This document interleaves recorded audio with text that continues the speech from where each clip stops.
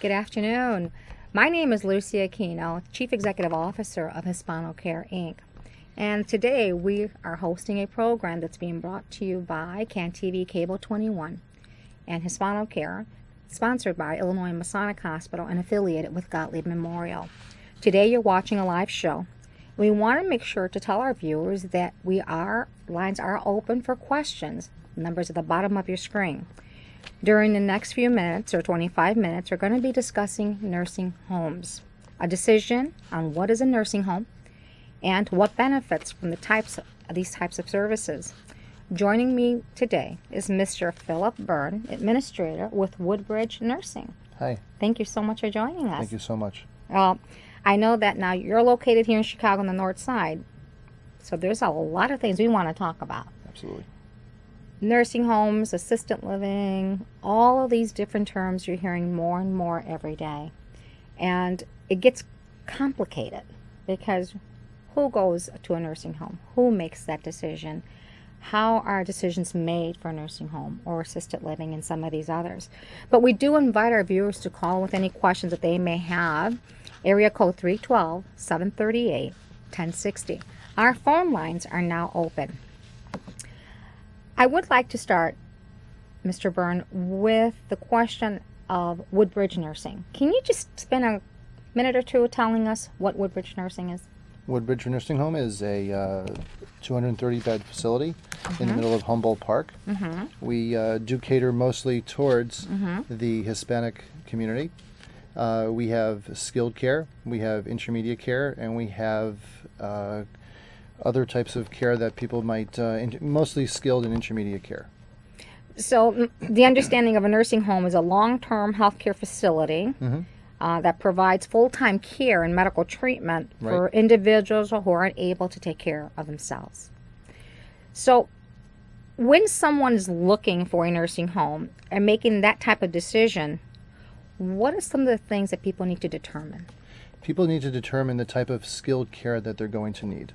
So firstly, if they can stay at home, obviously they would stay at home, but if they can't, if they need 24-hour care, if they need physical therapy, if they need occupational therapy, if they need speech therapy that they can't get on the outside or that they can't get at home, then people would come to a skilled care facility. If they need IV therapy, if they need to work with a wound care doctor, things that they can't get on the outside, then we can provide it all in one nice package.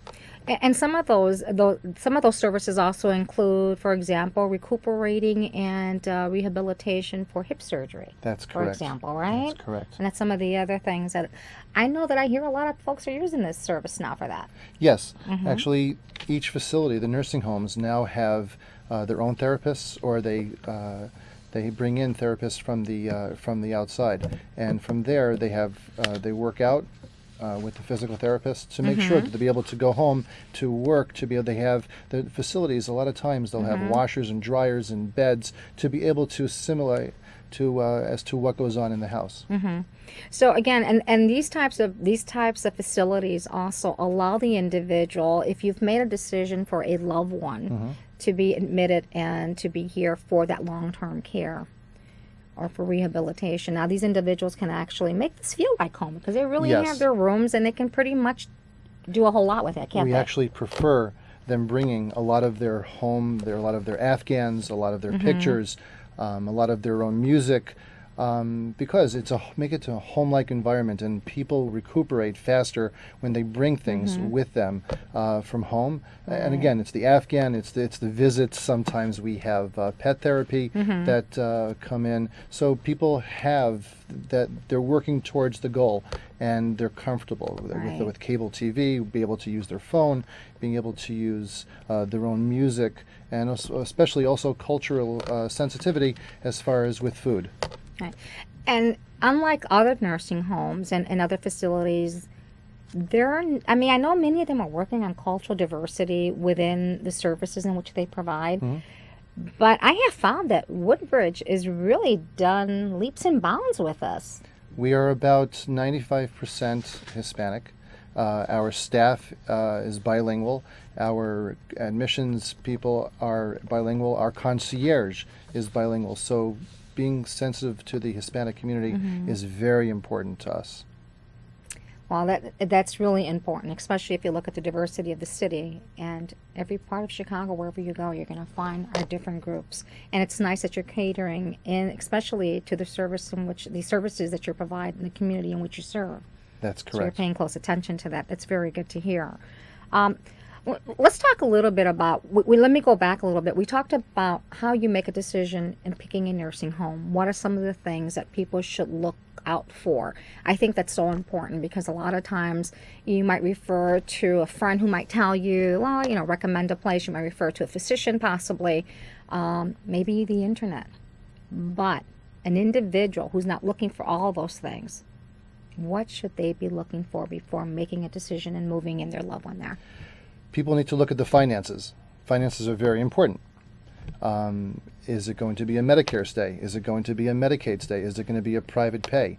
Finances are one of the key decision makers, people doing things inside the long-term care facility or doing it on an outpatient basis. So I think that is number one. People have to see, is it Medicare going to cover it? And if Medicare is going to cover it up until a certain amount of time, then that is fine. And then the facility, all facilities should be able to help you move from the Medicare to Medicaid, to be able to do the application if people need that. If it's going to be private pay, then how much is it going to be? How much is it going to cost for room and board? How much is it going to cost for medication? Are you going to be able to use their pharmacy? Or will we be able to use my own pharmacy? Will I be able to bring in my own doctor? Or will I be able to have the doctor that they provide? So you really want to ask questions on how much it's going to cost for the therapy and then weigh everything there. And it's really important because, Woodbridge, for example, and many other nursing homes, they actually provide that type of service, where they can do that footwork for you.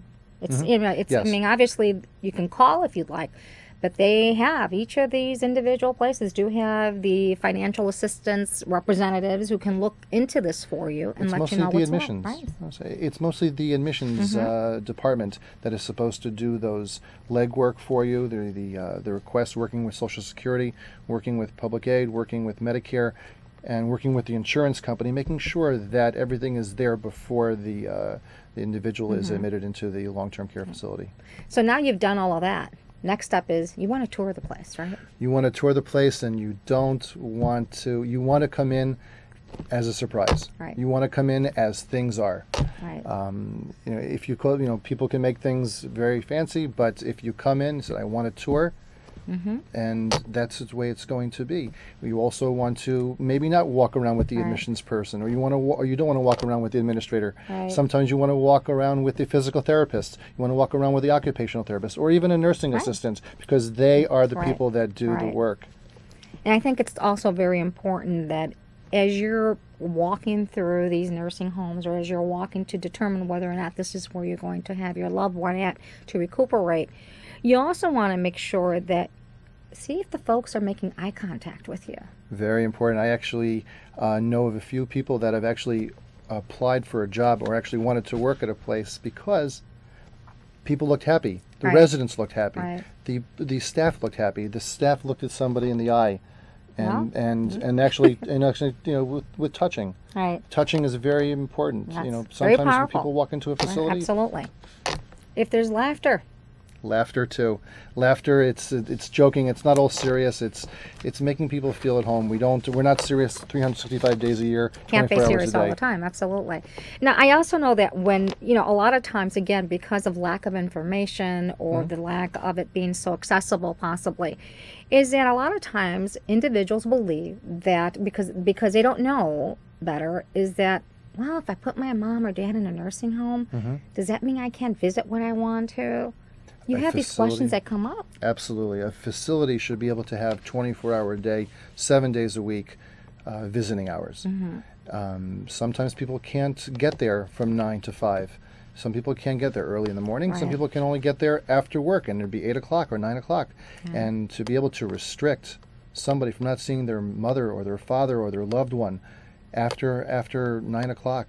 That's very important. That's Absolutely. part of the healing process and part of the rehab. Why people are there, to have your family there, because family is part of the physical and the occupational Right. rehab decision. And it's so important to be involved as a family member. You have to be involved. You have to be checking on your parents every day. Even if you believe they're in a great place, you gotta show that there's an interest. You want to be involved in what's going on. You want to be involved in their recuperation. And at the same time, you want to make sure that you meet the staff on all 3 shifts, not just the first shift or the second. You want to make sure that you're there around the clock at one point or another, and get to know the staff. Get to know the staff, get to know the director of nursing, the assistant director of nursing, the other department heads. Those department heads should go over to the family member when they first walk in and says, hello, Right. my name is the activity director and I'm here to help you. And everybody should be able to go to their loved one and be able to see, in case I have a question, Right. who do I contact? Right. And Well, that's a good segue into, I know that many of these places do provide activities, and a lot of it. Can we talk a little bit about some of the activities that are available for the residents? well, you don't want people watching TV 24 hours a day. No, we You do don't- not. you We do want not- them to you be do not. mobile. It has to be mobile, current events. Right.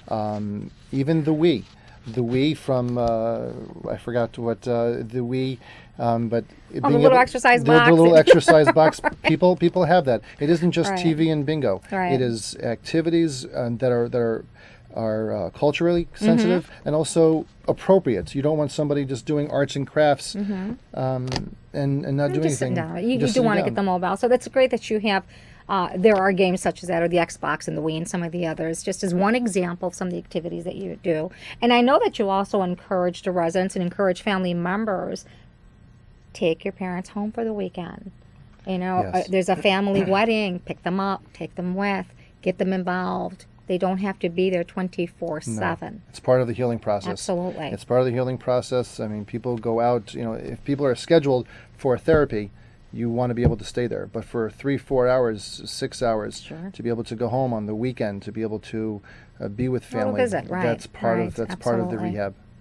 Now, I know that one of the other questions that always comes up too is that, well, if I go to a nursing home, will I be able to continue to see my own physician? Do I have to change physicians? Do I have to change providers? What's the answer to that? The answer to that is that most of the geriatric or most of the rehab doctors do have privileges at facilities, and it's very simple. It's not like at a hospital where people have to apply to be able to be on staff. Once they're at a nursing home, to be able to give their insurance, to be able to give their DEA number, to being able to make sure that that there's no background, and after that, they'll be able to see the resident. Otherwise, facilities aren't just affiliated with one hospital. They're affiliated with many hospitals, and so... Well, I mean, I know that Woodbridge, for example, now you're affiliated with Illinois Masonic Hospital. Sure.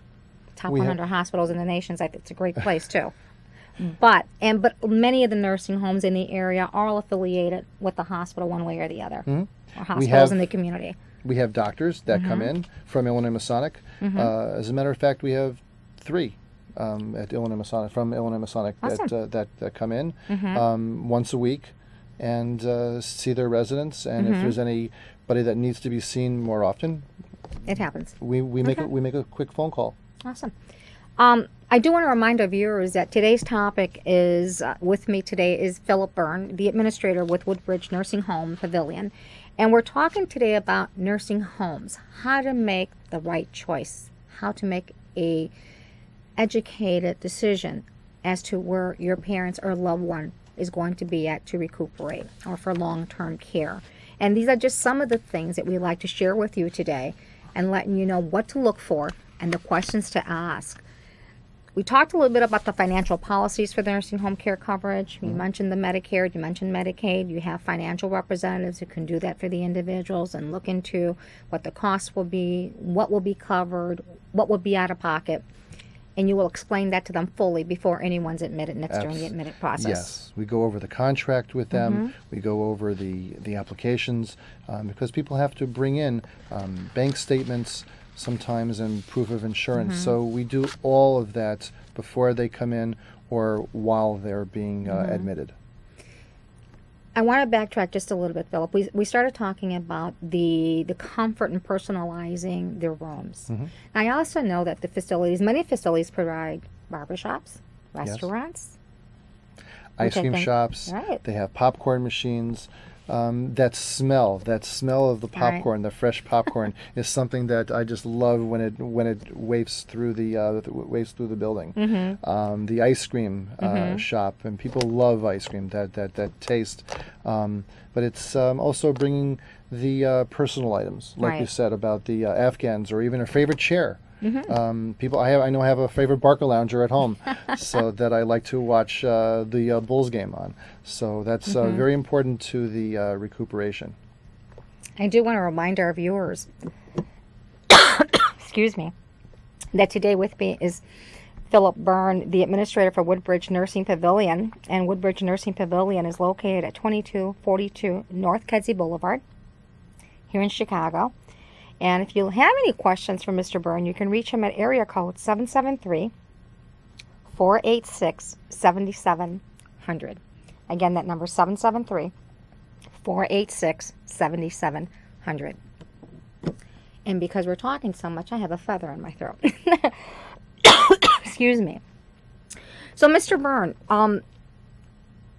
I want to go a little bit on the negative side of this. We hear a lot about nursing home failing inspections, and we have to be truthful and express that these things will happen, but it's what comes in after that, the corrections that need to be made, some of the background information that individuals who are trying to make a decision and where they're going to put their loved ones in.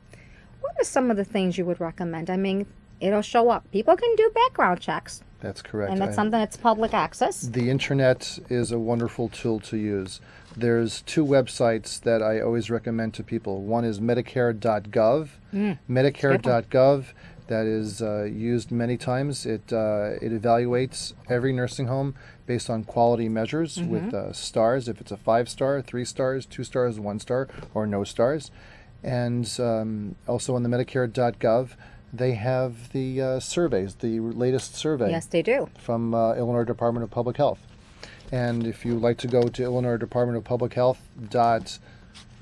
state.il.us, or just Google or put into your browser Illinois nursing homes and into Illinois Department of Public Health, you'll get a listing of all the nursing homes, and you can go to any long-term care facility and you'll get all the information that you want about that facility and their survey and what they did, their response to their survey, and to any deficiencies that they might have had. Right. And that's so important to know because, as you mentioned, the internet is just a wonderful tool to have. Just about anything you want to know about anyone, any organization, any business, you're going to be able to find it. But I think it's really, really important that as you're making these decisions and you're scoping out where it is you want to go, and you want to go up, you want to do that walkthrough. You want to go see a typical room. You want to see where the dining room is at. Maybe even the kitchen. You also want to talk to There's a no family. Reason. Exactly. Talk Other to family family. members Other that are family around. members. You know, there's get those recommendations and referrals. Why they're there? They're there for a reason. Obviously, they're there because they like the care that they're getting. Talking to other family members, when Illinois Department of Public Health nurses come in, they always talk to families. They always talk to families because the people that come to visit, that's how you get your basic information. And the families that are visiting, that's how you get all of your information. And that's how the families that come, those are the ones that care. And those are the ones that have the relationships with the CNAs, with the nurses, with the director of nursing. So those are the families that you want to talk to all the time. And just, can I have your number? Right. Can I call you outside of the facility? Sure. So that's also a good way to decide and to see the real scoop as to what's going on. So let's take a minute and talk about nursing home versus assisted living. What's the difference? Assisted living doesn't provide 24-hour care nursing. Assisted living, all they have sometimes is a CNA, a certified nursing assistant. And sometimes they only have the certified nursing assistant only there for 8 hours. And So there's 24 hours in a day. So sometimes it's just the CNA is there to help out with brushing, with bathing, with toileting. But assisted living would be just a little bit of assistance. And if people can afford, so you're really pretty much independent. I mean, yes, if you need somebody, they're there to help cook, Right. to help set up, to help shop. People can't sometimes get out to the, and especially in the wintertime or with a broken hip, to be able to push that cart down the supermarket aisle. So a checklist of questions to be answered before you choose a nursing home. Obviously, you're looking at appearance of the facility, right? You're looking at it. It doesn't have to be new. It has to be well maintained. Well maintained is very important. Is the decor pleasing? Is it warm? Is it the old colors of the pinks and the blues, or is it the warm colors, the neutral colors? Is it free from odors? Right. That's very important too, because if it's free from odors, that means they're bathing, they're cleaning, they're toileting people, and that's very important not to have the odors, and have people personalize the rooms, which we talked about already. Right. Bathrooms is another thing. Bathrooms are very important too, especially to the ladies. Absolutely. Very important. How close is the bathroom? How close is the shower? Are there personal showers? Are there private rooms? So that's also very important to find out. If people don't want to share a room with somebody, that's another question that they have to ask. Right. Meal service. Meal service. Meal service is, I love to eat. And most people love to eat, and being culturally sensitive. If I like rice and beans and chicken and tamales and whatever it is, then I'm not going to get it at certain facilities. Right. At certain facilities, you are going to get it. So there has to be also choices. Yeah, and I think by having those choices and being culturally diverse and providing, and we know that your entire menu is not going to be culturally diverse, but that you have some items that individuals can feel like they're back at home, that they can still have a taste of what home is like. And to be controlled. And to be controlled at the same time. And yet they can still feel comfortable where they're at and look forward to that Spanish meal that's coming down next day. That's correct. Or a Polish meal, whatever the meal may be. But that's also wonderful. Now, I know we talked a little bit about the group activities. We talked about some of the, I know that you have calendars that take place all year with activities. I know you pre-post those up, and families are well aware of those well in advance. Calendars should be inside the person's room. Then the special events are usually in the elevator or in the main dining room or in one of the main rooms. Those are the special events as to what goes on that week. If there's a special lecturer coming in, if there's a musician coming in, what type of activities for birthdays, for resident council. When are those happening? Because people look forward towards that. Is there something special that's going on in the on the cable, on the in-house cable TV? That's people like to see movies and to instead of renting.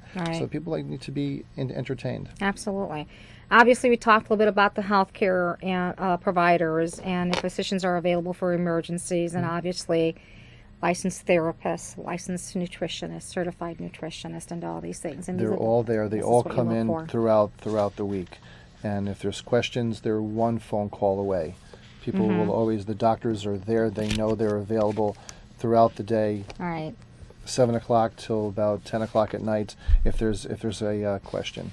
Now, what I found interesting is that some nursing homes also have, and we only got 1 quick minute to answer this, and I'm really sorry, the time goes by so quickly here, that you actually have resident consuls that are active. Is there resident consuls that are actually active in some of the nursing homes and the facilities? The facility is driven by resident council. About 30 people, 40 people throughout the building come in, and they meet and they go through every department, through housekeeping, through laundry, through dietary, through nursing, and either compliments or the concerns. And those concerns are written down and they're addressed immediately that month. Wow.